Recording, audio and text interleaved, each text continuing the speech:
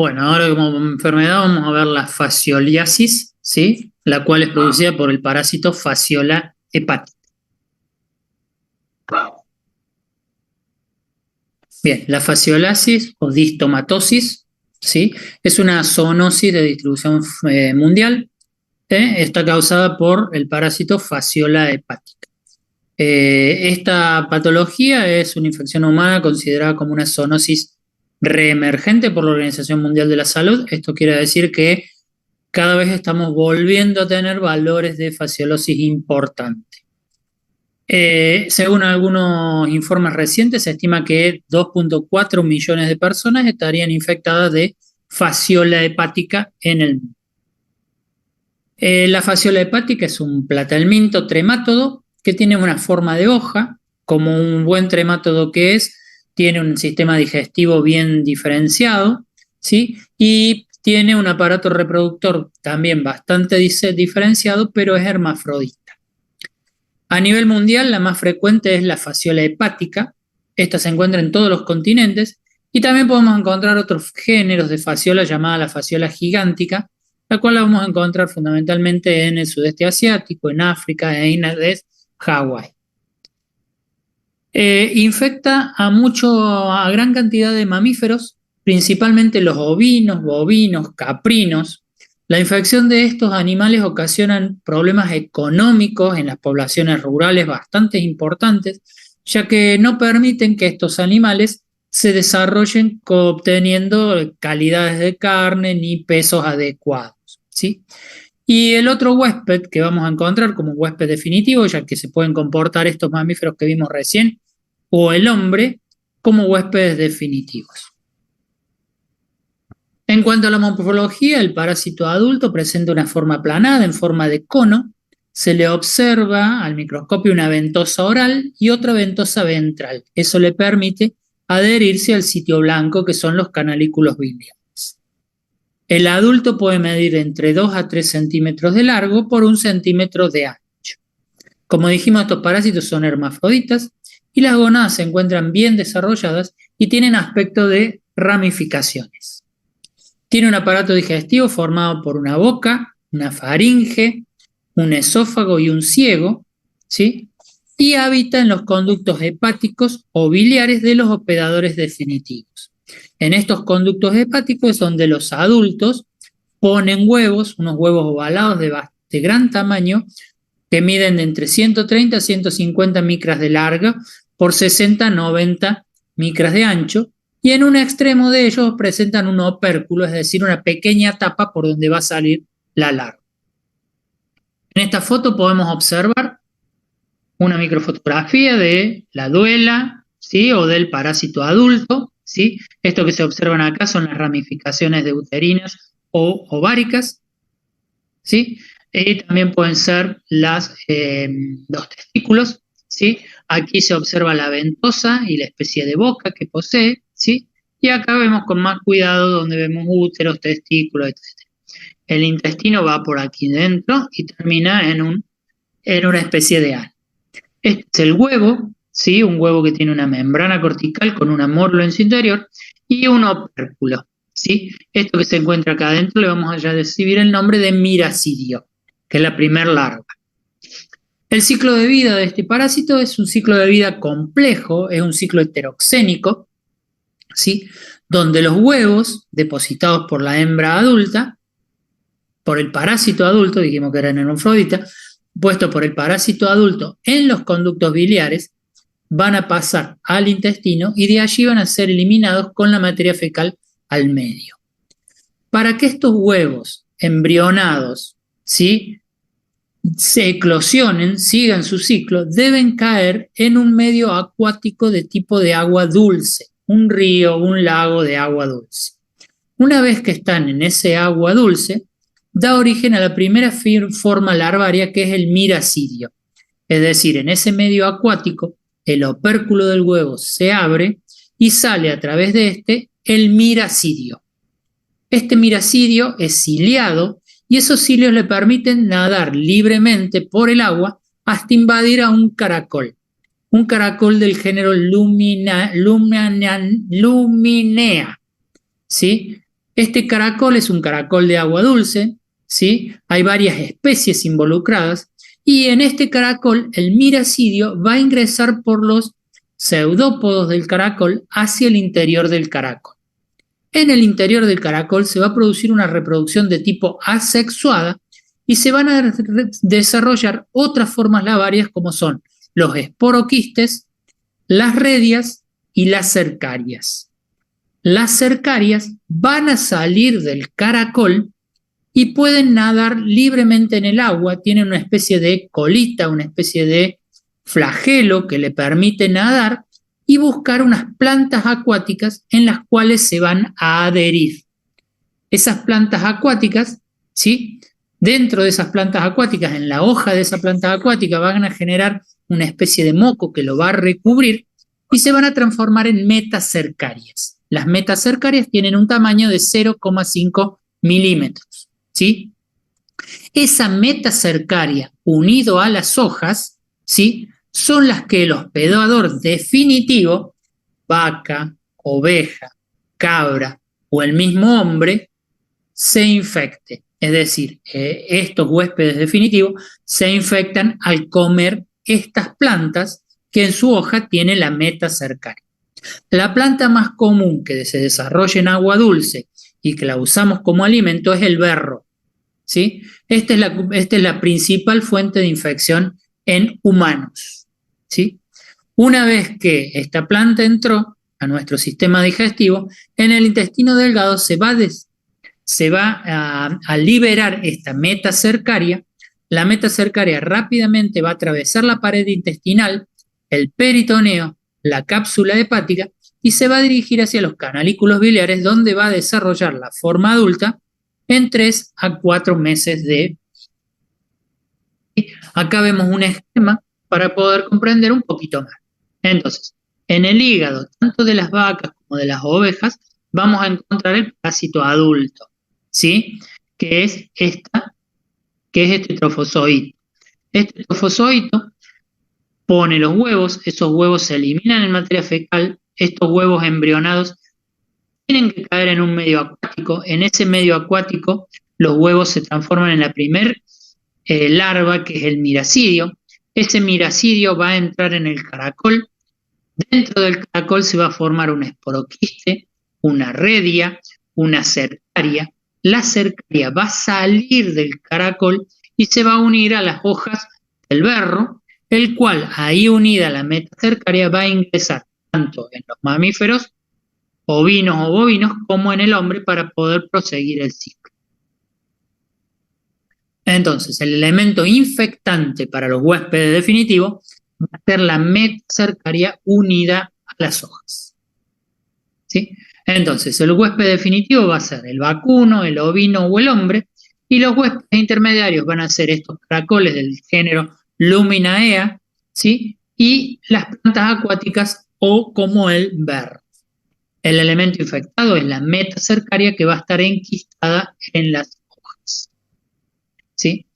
¿Cuál es el reservorio? El reservorio van a ser todos los herbívoros domésticos o silvestres, ovejas, cabras, ciervos, gamos, así como también los seres humanos y en otros mamíferos que pueden ser hospedadores definitivos. Los más importantes son estos y nosotros los humanos. La infección se adquiere por vía alimentaria al ingerir estas plantas acuáticas infectadas o agua contaminada. Como factores de riesgo para la infección, habitar en zona endémica. Nuestro país tiene lugares de zona endémica. Consumir plantas acuáticas silvestres crudas o de aguas no tratadas en regiones endémicas, ¿sí? El periodo de incubación y transmisibilidad varía de días a meses, ¿sí? En una vez que ingresó la metacercaria en otro organismo, más o menos entre 3 y 4 meses, va a desarrollarse el adulto, ¿sí? La fasciolosis dijimos que era una enfermedad de amplia distribución en todos los países que tengan climas de temprano a cálido, ¿sí? Lugares frecuentes, individuos que vivan en zonas agrarias de Europa, Francia, España, Portugal, Reino Unido, Irlanda, Oriente Medio, Oriente Próximo, África, América Latina. En América, los valles andinos en Perú y Bolivia, las islas flotantes de los Uros en el lago Titicaca, la cuenca del Amazonas, son todas áreas naturales de preservación hiperendémica de la fasciolasis. Es decir, que hay bastantes cantidades. ¿Sí? En Argentina no hay un estudio profundo de la importancia de la enfermedad en humanos, ya que no hay registro sanitario, ya que esto no es una enfermedad de denuncia, ¿sí? Se han descrito como primeros casos, notificó alrededor de resistencia en la provincia de Chaco a mediados del siglo pasado. Más adelante en el tiempo, en el año 2000, se registraron algunos casos en la provincia de San Luis y un relevamiento serológico realizado en esa zona de San Luis se detectó que un 11% de cero positividad sobre 34 muestras tomadas al azar, ¿sí? O sea que hay fasciola. Tenemos fasciola en nuestro medio. Observamos un mapa, ¿sí? Acá vemos que, bueno, ¿dónde está ubicado el país? Para aquellos que no sean argentinos. Lo primero que vemos acá de este lado es la fasciolasis humana, ¿sí? El número de casos según provincia. Veamos que en nuestra región, en la región de Neuquén, he descrito 2 casos. Hay casos que están publicados y si hacemos investigación en la zona de las ovejas, allí se ha detectado fasciola hepática en el ganado y en pacientes humanos, ¿sí? Provincia de Buenos Aires, Córdoba, Santa Fe, Chaco, Catamarca, Tucumán. El segundo mapa, este que está aquí a la derecha de la pantalla, ¿sí? Es la fasciolasis en ganado, ¿sí? Incluyendo prevalencias provinciales según datos de decomiso en mataderos para el periodo 2006 a 2009. ¿Sí? Fíjense en todas las provincias, en casi todas las provincias de Argentina, hay fasciola en el ganado bovino, o en el ganado caprino, o en el ganado ovino.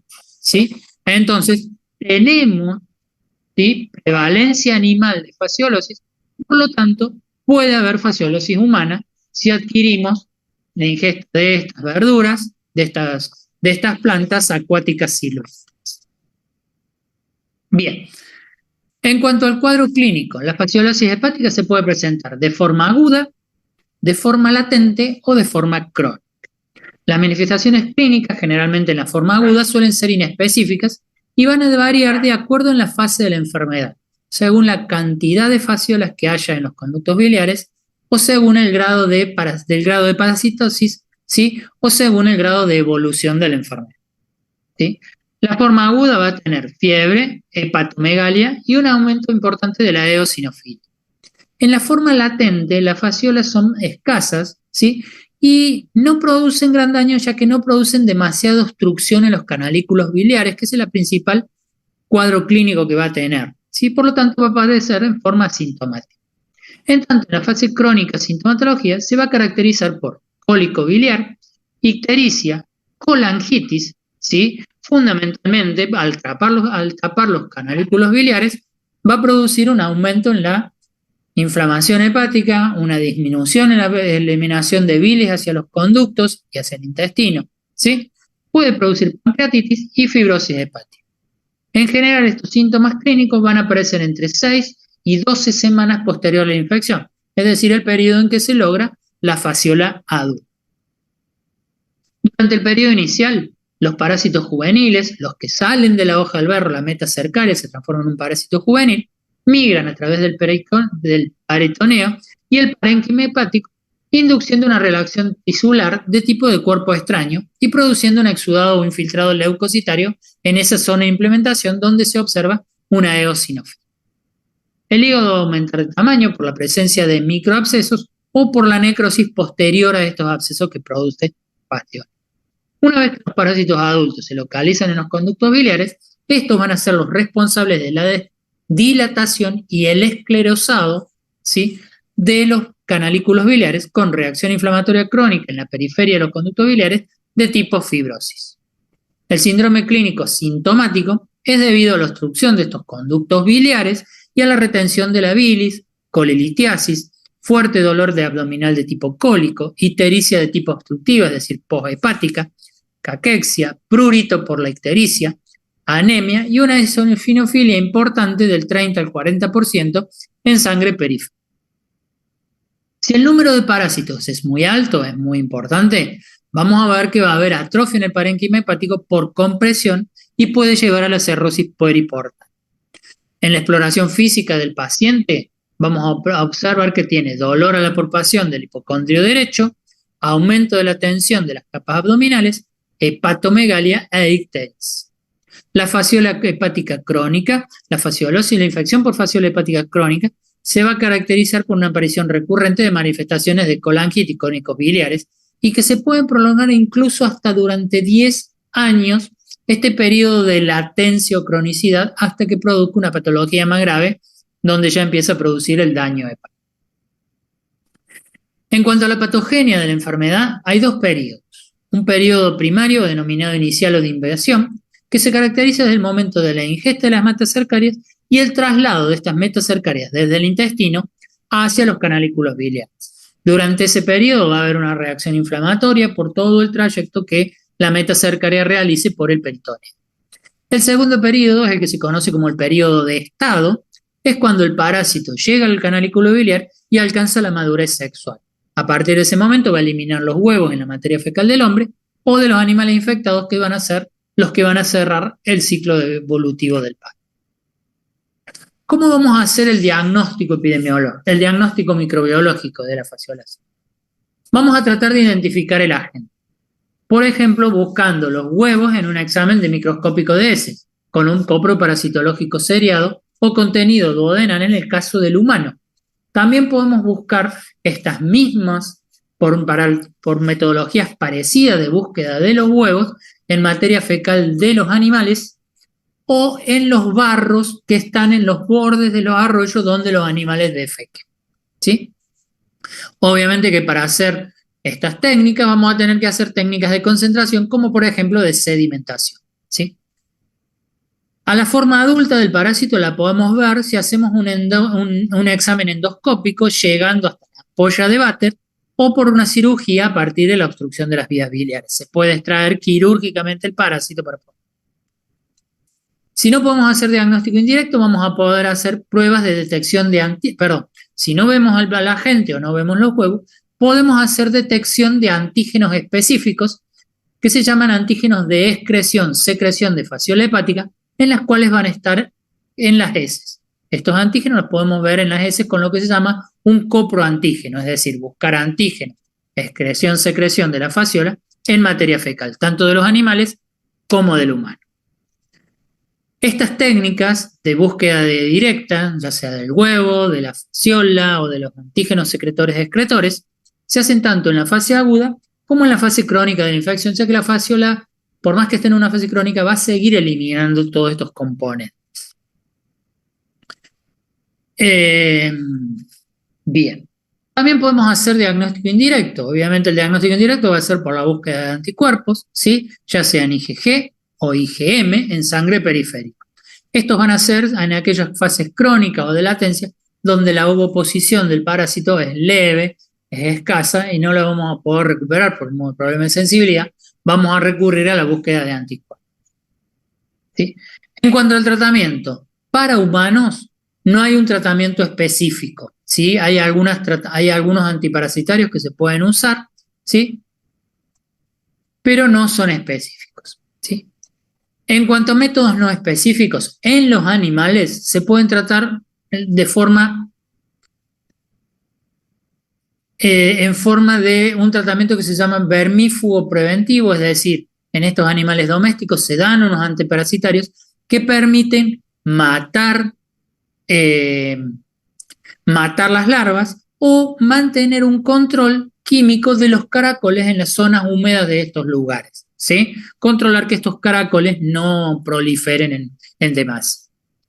Lo otro que podemos hacer es protección del medio ambiente y la contaminación por los huevos, ¿sí? Por ejemplo, haciendo un correcto uso de los residuos y los abonos orgánicos procedentes de los animales, utilizando una correcta disposición de las excretas humanas, ¿sí? No fertilizar los cultivos de frutas y verduras con excrementos humanos, evitar el consumo de plantas acuáticas silvestres crudas, por ejemplo, los berros, las lechugas de agua, las castañas de agua, o frutas que hayan sido lavadas o regadas con estas aguas no tratadas, ¿sí? No tiene notificación obligatoria, por eso es que tenemos poca epidemiología al respecto.